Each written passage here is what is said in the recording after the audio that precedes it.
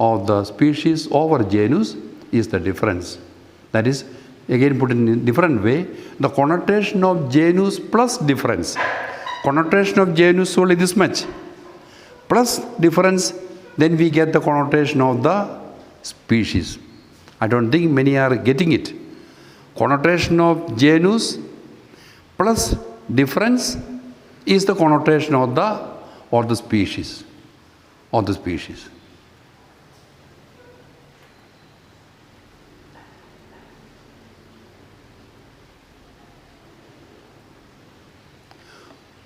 Or connotation of the species minus difference is the connotation of the genus. This is only putting this side and that side. If we have got it, then whether we express it this way or negatively or positively, we understand the question. So now I cannot explain it more than that one. You have to only understand it. That's all.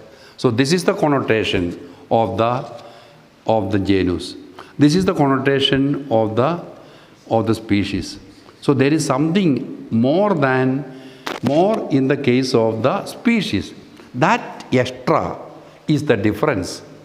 And that, therefore, we say the connotation of the genus plus difference is the connotation of the species. Or the connotation of the species minus difference is the connotation of the genus.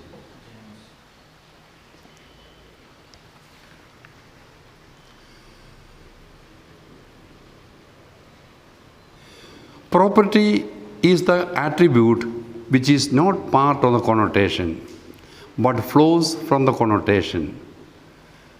So it is not a part of the connotation, but it flows from the connotation. For example, the power of judgment or speaking flows from the rationality of man. So how property is different from difference? Difference is an essential characteristic that belongs to, that is present in the species or in in the species. But property is present in all the species, all the groups, everyone. But it is not considered, according to Aristotle, as an essential characteristic. That means it does not belong to it is only attribute which is not part of the connotation, but flows from it. Then accident, there is nothing much to explain here. Accident is the attribute which is neither part of connotation nor flows from it. It is accidents, they happen to be there. I happen to have this particular color. I happen to have this particular height.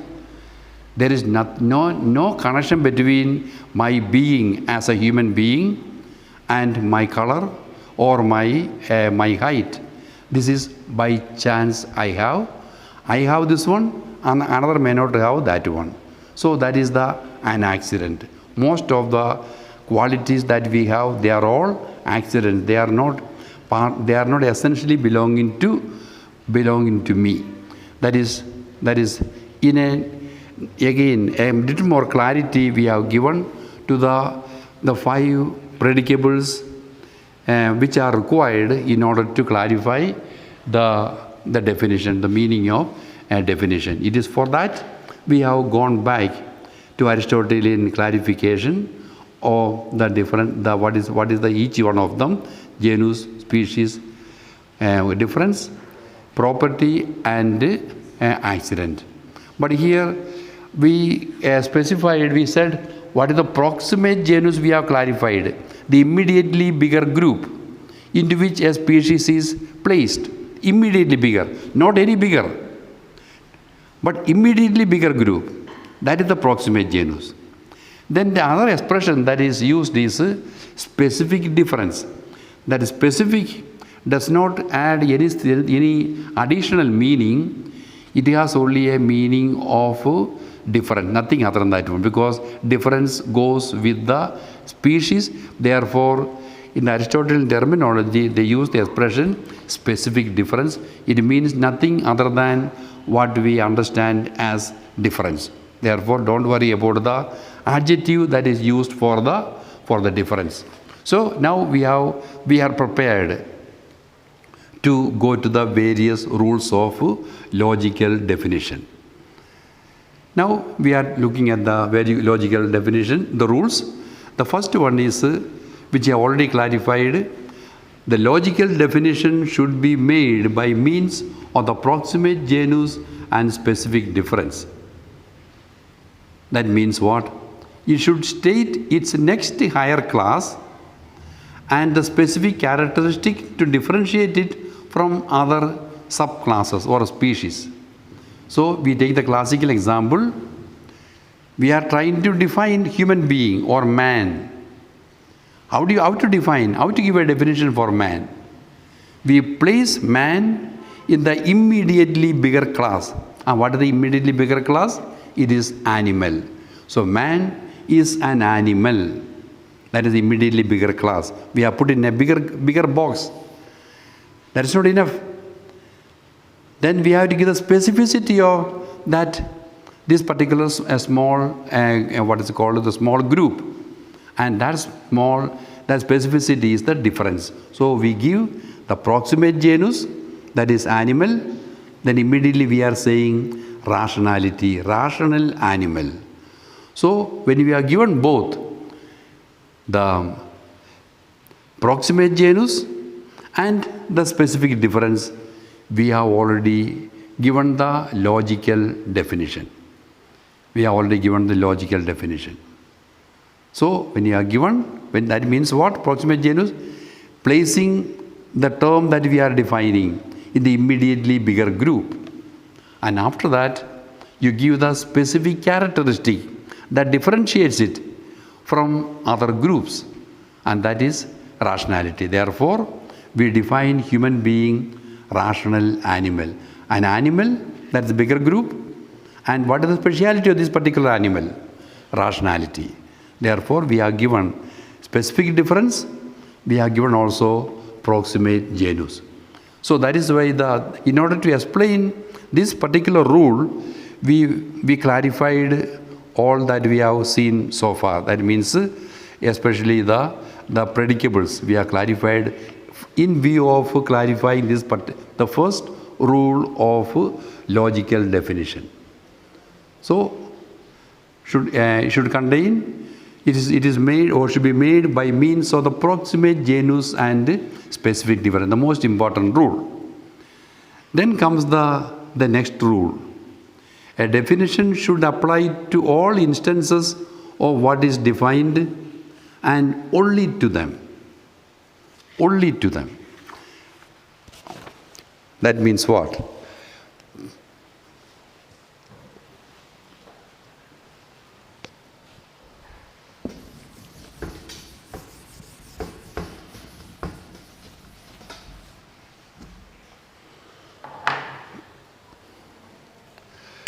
A definition should apply to, now there are two points are there. One is a definition.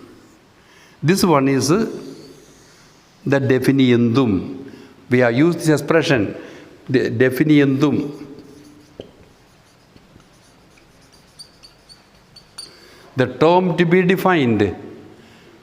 So here, man is rational animal. Here, which is the definiendum? Man. We are defining man. Now, what is we are defining man with what? With the definition, rational animal. So this is definiendum, this is the definition.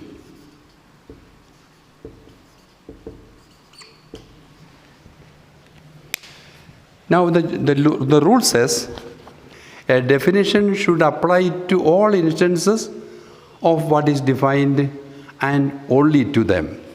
That means now we have defined man with a rational animal, and this definition should apply to all in the definiendum. That means rational animal should be applicable to each and every human being. Nobody should be left out. No, not even an individual should be left out. To everyone, and not only to everyone, we clarify still further, only to them. To nobody else. So the definition should apply only to them and to all of them. Only, suppose there are 1,000 human beings, the definition should apply only to 1,000 human beings, not one extra or one less. That is the second rule. And in that context, we also just give to show, in case the definition does not apply to all instances. We are saying a rational animal with black hair on the head. It does not apply to all. It is called a definition is narrow. It does not apply to all human beings. Suppose we give a definition which applies not only to all the humans but also a few others. An animal that walks on 2 legs. Human beings are walking on 2 legs. There are also others. Therefore, that kind of a definition is a broader definition. When the denotation of the definition is more than the denotation of the definiendum, then the definition is broad. When the denotation of the definition is less than the denotation of the definiendum, then it is a narrow definition.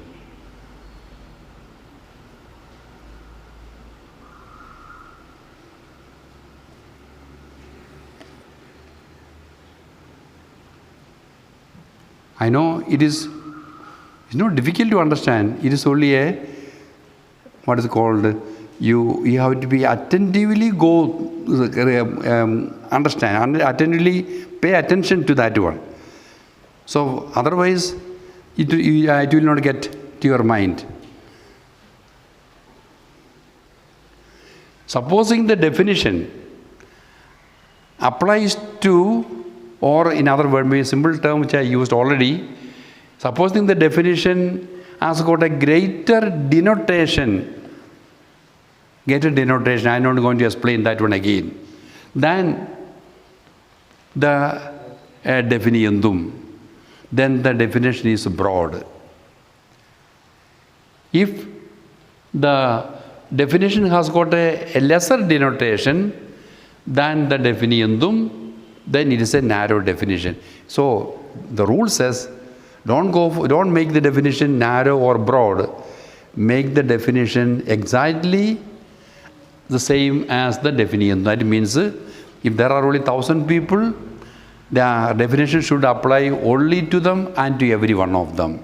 It should be exactly same as the denotation of the definition must be same as the denotation of the definiendum. If there are 1,000 people, 1,000 humans, the definition also should apply only to 1,000, not to one more, not one less.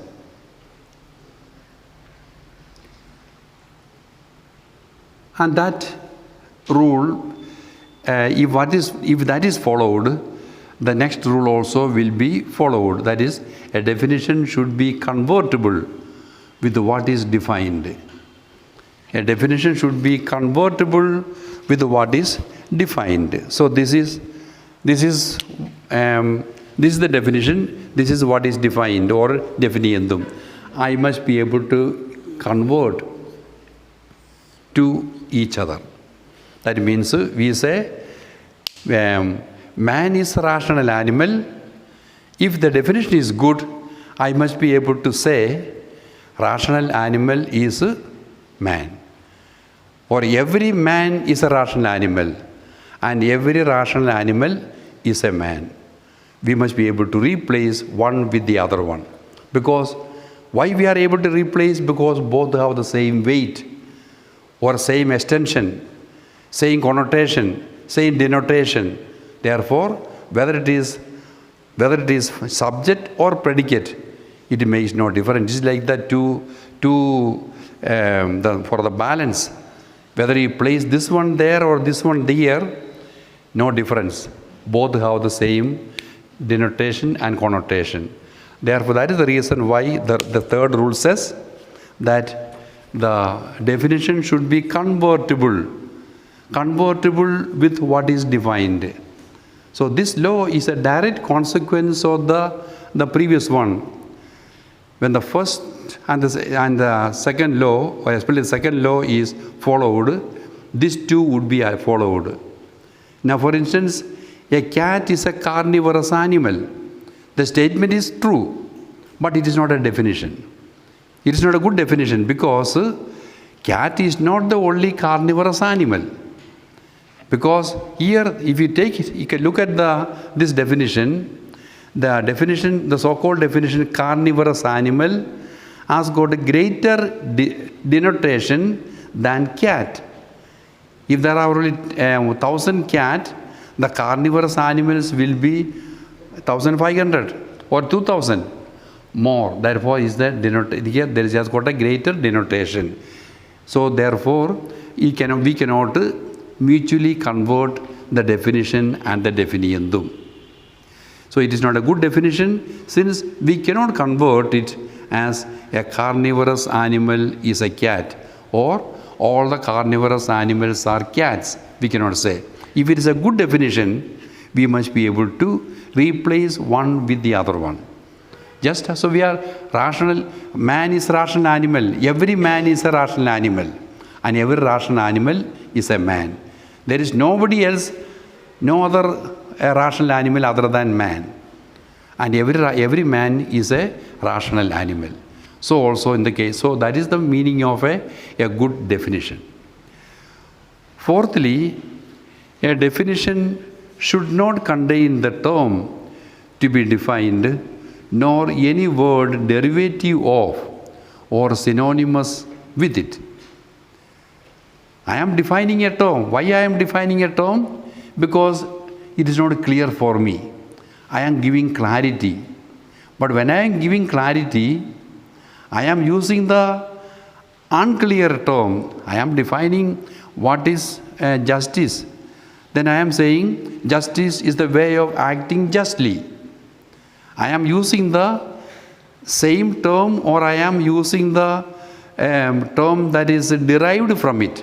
So justice is the way of acting justly is not a good definition because we have used the term or we have used a term that is derived from the definiendum. We are defining justice and then we are saying is a way of acting justly. That justly is coming from where? Which term? Justice. Therefore, it is not a good definition. That's the reason why the law says a definition should not contain the term to be defined, nor any word derivative of or synonymous with it. Not a synonymous term should be used, not a term that is derived. Justly is a term derived from justice. Therefore, it cannot be a good definition. Sorrow, a king is a royal person. This also is not a good definition because royal is a synonym for king. Sorrow is the grief the one has in one's mind. It's only replacing one term with another term. It is not a logically correct definition. All these are not good definitions. So the fourth rule says a definition should not contain the term to be defined, nor any word derived from or derived of or synonymous with it. So every term that I use there, they are all meaningful. So that is the fourth rule. The fifth rule is a definition should be stated in positive rather than negative terms, except in the case of defining negative and privative terms. Success is the absence of failure. It may appear as a good definition, but it is not a good definition because we are giving a definition in a negative term. We have to explain what it is, not by saying that what it is not. Success, what is success? Not by saying that absence of failure, put it negatively. So that is the reason why the law says a definition should be stated in positive rather than negative terms. But there is an exception. exceptions are there, except when we define negative or privative terms.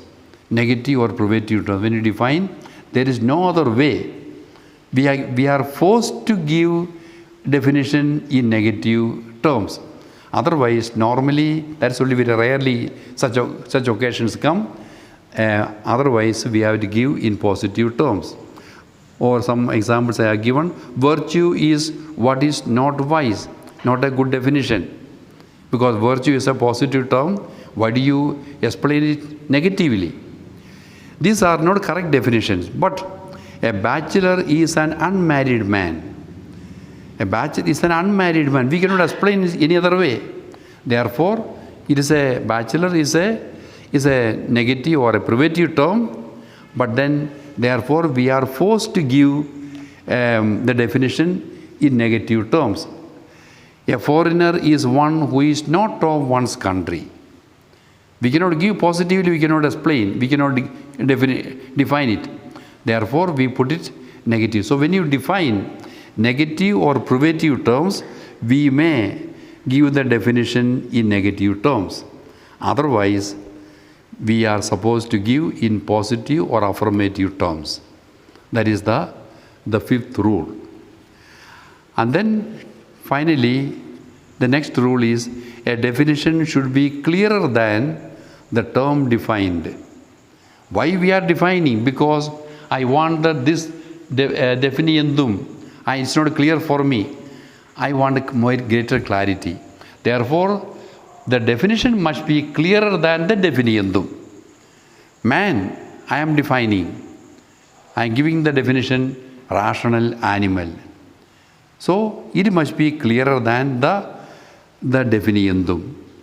Hence, if it has to be clearer, then what it should be careful about? It should avoid obscure or figurative language. Obscure language, that means not clear, very unclear language, and figurative language, symbolic language. We cannot use in logic. In poetry, you may use it. But logic is clarity, clear, precision to the maximum. Therefore, if we use the figurative language, it is not clear.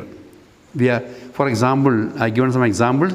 Imagination is a storehouse of fantasies. Camel is the ship of the desert. That's a poet's use. Camel is the ship of the desert. But what is the meaning of ship? In logic, we cannot use such a figurative or poetic language. Time is money. Health is wealth, and so on. These are not, we cannot use in logic because we are using figurative language. They are employed figurative language. A net is a reticulated mesh of large intersections. Rather complicated. We are confused. Obscure language. It is not. So, as far as possible, the definition should be clearer than the definiendum. But in scientific and technical definitions, and they cannot be but obscure. So that's an exception given. When you try to define in a scientific way or that kind of definitions, it may be obscure, we cannot help it. But they are meant only for the specialists, not for the ordinary people. Therefore, they will understand. Hence, this rule cannot be applied to, for example, metaphysics is the science of the ultimate causes. That is the only way we can explain, we can define. But that is not meant for the normal people, ordinary people. It is meant for the specialists. Therefore, they understand. So, it is not there. Therefore, the rule of using the obscure language is not applied here because in the case of scientific definition. So, these are the various rules, 6 rules for the logical definition. Those rules are to be followed for a logical definition to be correct. And so, to recapitulate those rules, it must contain it must be made by means of proximate genus and specific difference. The most important rule. You have to place we are defining something, that something we place the immediately bigger genus and then give the specific difference. The second one is it should apply to all and only to them, all instances. Applying, we are defining Indians. To all the Indians it has to be applied, and only to Indians, to nobody else. When it applies to other than the Indians, more than the Indians, then the definition becomes a broad definition. That means the definition has got a greater denotation than the definiendum. All definition and the definiendum should have the same denotation, same amount of denotation, nothing neither less nor more. Thirdly, definition should be convertible with what is defined. We must be able to replace the subject and the predicate. A cat is a carnivorous animal. The statement is correct. All the cats are carnivorous animals, correct. But all the carnivorous animals are not cats. Therefore, we cannot convert. We cannot convert one with the other one. Therefore, it is not a good definition. And this rule will be automatically followed when we have followed the previous rule. Namely, it should apply to all instances and only to them. Carnivorous animal, it applies not only to the cats but also to other than cats. Other animals also are there which are carnivorous. And the fourth rule, a definition should not contain the term to be defined, nor any term derivative of or synonymous with it. That term should not figure in the definition, nor anything that is derived from the term or synonymous with it. And then it should be given in positive terms rather than negative, except in the case of defining negative or privative terms. And finally, a definition should be clearer than the term defined, and hence it should avoid obscure and figurative language. Because definition is meant for clarifying, and therefore that is possible only when we avoid figurative language. Figurative language is beautiful in poetry, but the clarity, the precision is lacking, and therefore no definition should contain figurative or obscure language. So these are the 6 rules of definition. And then I just want to also first a few indefinable terms are there. A few indefinable terms. What are they? Some terms cannot be defined in keeping with the above given rules. They are the following. First one is the highest genus. In Latin is called summum genus. Cannot be defined, as it cannot be subsumed into a wider genus. Why the highest genus cannot be defined? The highest genus means the biggest, with the biggest denotation. That cannot be defined, because how to define a term? We are placing that term into a bigger group. Now here we are speaking about the biggest group. There is nothing bigger than the biggest one, no? Therefore, the highest genus, being, that means anything that is, everything is included in that one. That is the biggest genus, biggest group. That we cannot define, because we cannot place it into a bigger group. Therefore, it is an indefinable term. Proper names too cannot be defined. They can only be described. We cannot define Thomas or Matthew. We cannot define them. We can only an individual person or individual table.